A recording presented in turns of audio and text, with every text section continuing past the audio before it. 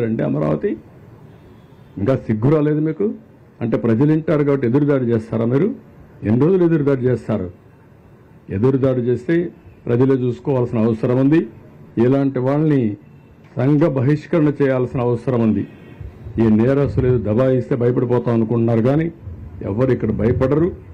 ఈరోజు కూడా పేపర్లో చూస్తున్నా, ఒక యజ్ఞం మారిగా ప్రజలను కాపాడడానికి మేము ప్రయత్నం చేస్తా ఉంటే ఒక రాక్షసుల మారిగా విధ్వంసాన్ని సృష్టిస్తున్నారు. ఎక్కడిది న్యాయం? మేము ఒక పక్కన ప్రజల కోసం ముందుకు పోవాలన్నా, ఇంకొక పక్కన వీళ్ళు చేసే తప్పుడు ప్రచారాన్ని ఖండిస్తూ కూర్చోవాలన్నా? ఈరోజు మళ్ళీ వర్షం పడిందంటే మేము భయపడుతున్నాం. మళ్ళా బుడమేర పొంగితే నీళ్లు వస్తే ప్యానిక్ రియాక్షన్ వస్తుందని మేము భయపడుతున్నాం. వీళ్ళకి బాధ్యత లేదండి? వీడు సమాజ హితం కోసం ఉండే పార్టీ అంటే ఇది? ఇలాంటి దుర్మార్గులు రాష్ట్రంలో ఉండడం కూడా అర్హత ఉందా నేను అడుగుతున్నా. ఎక్కడో ఉండేవాళ్ళు సినిమా యాక్టర్లు వస్తున్నారు, పారిశ్రామికవేత్తలు వస్తున్నారు, మామూలు వ్యక్తులు వచ్చి మీరు కష్టపడుతున్నారు, మేము కూడా మా డొనేషన్లు ఇస్తామని చెప్పి సంఘీభావాన్ని తెలియజేయడమే కాకుండా ఆర్థిక సహాయం చేస్తున్నారు. చేతనైనంత వరకు పనిచేస్తున్నారు. ఇప్పుడు ఎంప్లాయీస్ని పిలవలేదు, వాళ్లే వచ్చారు. అది వాళ్ళ స్ఫూర్తి. ఇది ప్రజల స్ఫూర్తి. ఒక రాజకీయ పార్టీ ముసుగులో నేరస్తులు చేసే దౌర్జన్యం, అరాచకాలు. ఈ అరాచకాలు ఈ రాష్ట్రంలో జరగవు. అలాంటి అరాచకాలు చేసే వ్యక్తుల్ని ఎట్టి పరిస్థితుల్లో ఉపేక్షించాం. ఆ విషయం మీరు గుర్తుపెట్టుకోవాల్సిన అవసరం ఉంది. బాధ. రాత్రి మగుళ్ళు కష్టపడుతున్నాం, ఎంతోమంది కష్టపడుతున్నారు. ఆఫీసర్లందరినీ ఎప్పుడూ బురదలో తిరగనటువంటి ఆఫీసర్ని బురదలో తిప్పి పని చేపిస్తున్నాం. కోప్పడుతున్నాం. తప్పదు, వెళ్ళాలి, ఉండాలి, కూర్చోవాలి.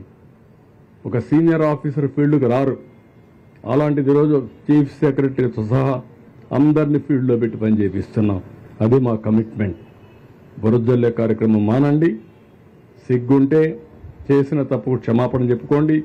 కనీసం మీకు కాన్షియస్నెస్ ఉంటే ఆ కాన్షియస్నెస్ ప్రకారం మనసులోనే మీరు క్షమాపణ కోరండి, ప్రజాహితం కోరితే. అంతేగాని ఇష్ట ప్రకారం మాట్లాడితే మంచిది కాదు. నేను ఎప్పుడు రాజకీయాలు చేయను. సంక్షోభ సమయంలో ఎప్పుడు నా దేశంతా ఒకే ఫోకస్ ఉంటుంది. ఈరోజు డ్రోన్స్ తీసుకొచ్చాం, హెలికాప్టర్లు తీసుకొచ్చాం.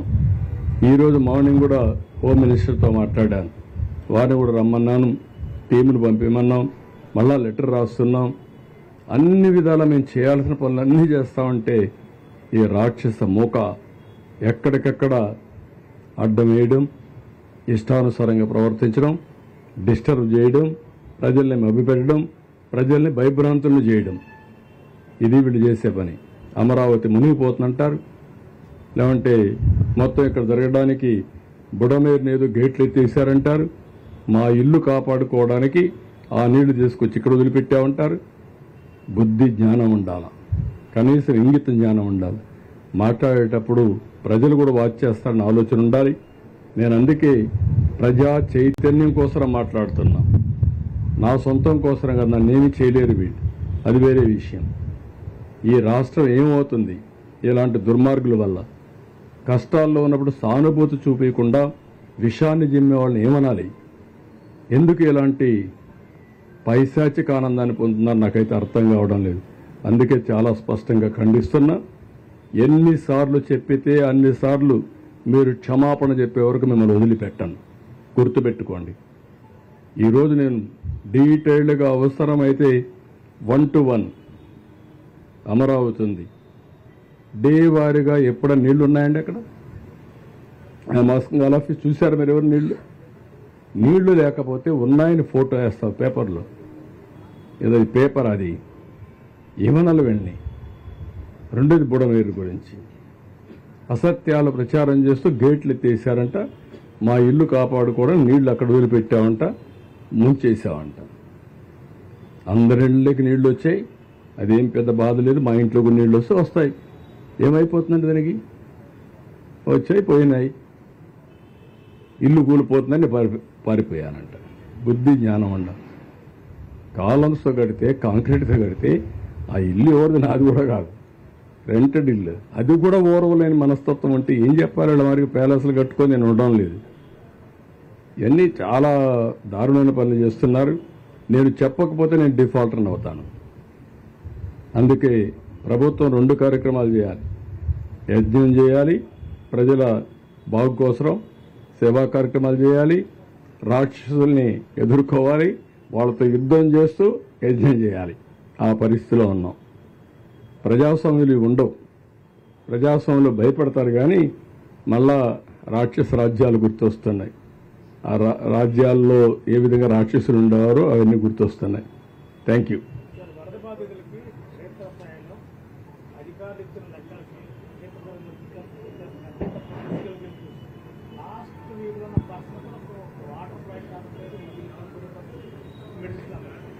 నేనేమంటానంటే ఈరోజు మెడికల్ క్యాంపులు పెట్టాం, మెడిసిన్స్ ఇస్తున్నాం. నిన్నటి వరకు నిన్న ఉదయమే ఆర్గనైజేషన్ సెట్ అయింది. ఈరోజు సచివాలయాన్ని కూడా సెట్ చేశాం. సచివాలయంలో ఇంటింటికి వెళ్ళమంటున్నాం. నేను నిన్నే మొత్తం తిరిగి వచ్చాను. ఇప్పుడు మళ్ళా నేను వెళ్తున్నాను, మళ్ళీ ఒకసారి తిరుగుతాను.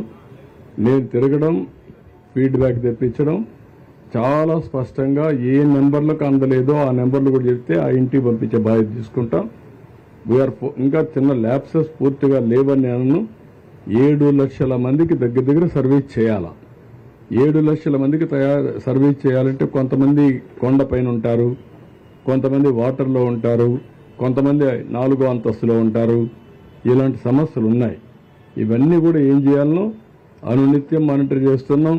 కడాన హెలికాప్టర్స్ పెట్టి మిద్దె పైన కూడా ఫుడ్ పాకెట్స్ వదిలిపెట్టాం. డ్రోన్స్ పెట్టి ఇంటికి ఇచ్చే ప్రయత్నాలు చేస్తున్నాం. వాటర్లో ఉంటే కూడా డ్రోన్స్ ద్వారా వాళ్లకు ఫుడ్ సప్లై చేసే పరిస్థితికి వచ్చాం. ఎన్ని ప్రయత్నాలు చేయాలనో ఒక మాటలో చెప్పాలంటే ఇది మామూలుగా నా జీవితంలో ఎప్పుడూ చూడని విపత్తు. ఒక ఉధృత్ తుఫాన్ వచ్చింది, ఒక హరికేన్ తుఫాన్ వచ్చింది, చెట్లన్నీ రోడ్లో పడిపోయినాయి. బుల్డ్రౌజర్స్ ఆ పక్క ఈ పక్క పెట్టి తీసుకెళ్లిపోయాం. ఇప్పుడు వాటర్ని తీయలేమే. ఎక్కడ చూసినా వాటర్ ఉంటే వాటర్ని అంత ఈజీగా తోడేయలేం కదా. ఇలాంటి ఇబ్బందులు ఉన్నాయి. కానీ ప్రజలకు జరిగిన నష్టం భయంకరమైంది. చాలా సఫర్ అయ్యారు. నేను దాంట్లో అనుమానం లేదు. దాన్ని ఏ విధంగా అధిగమించాలో అన్ని విధాలు అధిగమిస్తాం.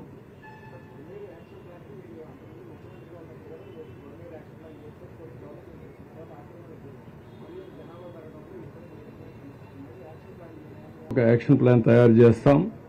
శాశ్వత పరిష్కార మార్గం చేయాల్సిన అవసరం ఉంది. ఇప్పుడు రాజధానిలో భాగం ఇది. రాజధానిలో భాగమైనప్పుడు ఇలాంటి ముంపు గురైతే చాలా ప్రమాదం ఉంటుంది. పగడ్బందీగా చేస్తాం. Will do it. ఇది ప్రైవేట్ బోట్లు ఆథరైజేషన్ లేదు, ఒక్క పైసా కూడా ఇవ్వద్దండి. అన్ని గవర్నమెంట్ బోట్లే ఉన్నాయి, డబ్బులు ఇవ్వద్దండి. రెండోది ట్రాక్టర్లు ఎన్ని కావాలంటే అన్ని పెట్టాం. ట్రాక్టర్ల ద్వారా పబ్లిక్ ట్రాన్స్పోర్టేషన్ కూడా పెట్టాం. ఇంట్లో కూర్చొని బాధ ఉంటే పక్కన ఏదైనా కొనుక్కోవాలన్నా పోలేకపోతున్నారు వాటర్లో. ట్రాక్టర్లు పెట్టి ఆ ట్రాక్టర్లు తీసుకుపోతున్నాం. కొన్ని బస్సులు కూడా పెట్టాం, ఎక్కడన్నా బయట రావాలంటే అలాంటి సదుపాయాలు చేశాం.